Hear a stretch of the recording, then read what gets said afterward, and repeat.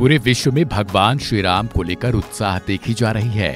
ये उत्साह है आराध्य के मंदिर में विराजमान होने की। भगवान श्री राम की नगरी अयोध्या में आज 22 जनवरी तक लगातार जाप मंत्रों की गूंज सुनाई देने वाली है।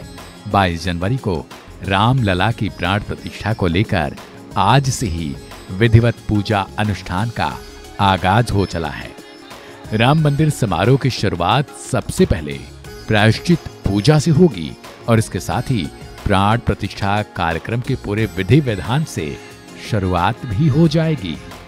मंगलवार यानी आज सुबह 9:30 बजे से प्रायश्चित पूजा की शुरुआत हो गई है, जो करीब अगले 5 घंटे तक चलेगी। 121 ब्राह्मण इस प्रायश्चित पूजन को संपन्न कराएंगे। इस प्रायश्चित पूजन से ही रामलला की प्राण प्रतिष्ठा की शुरुआत के तौर पर माना जाएगा।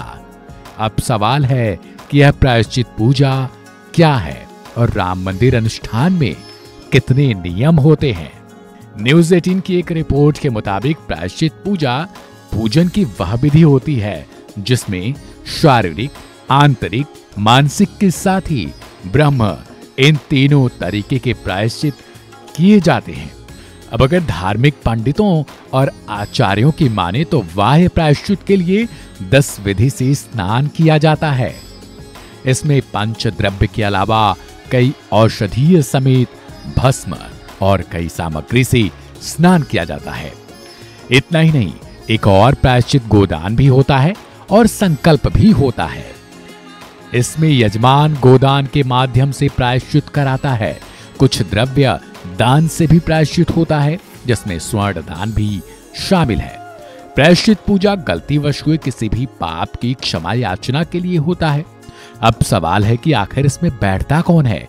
तो हिंदू धर्म में किसी भी शुभ अथवा मांगलिक कार्य को करने के लिए अनुष्ठान या फिर यज्ञ की परंपरा ही सबसे उचित होती है।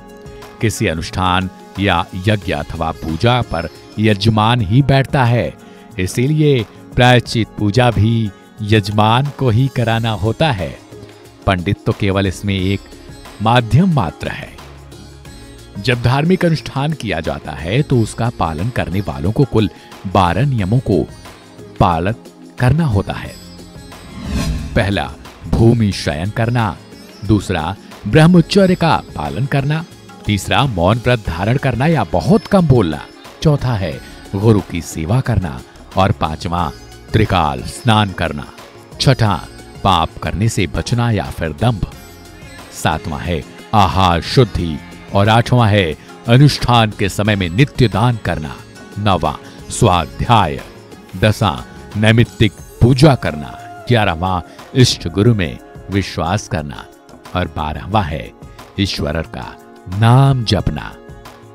तो ये थी राम मंदिर की प्रायश्चित पूजा से जुड़ी कुछ जानकारी। आपको ये कैसी लगी कमेंट कर जरूर बताएं और सब्सक्राइब करें वन इंडिया हिंदी।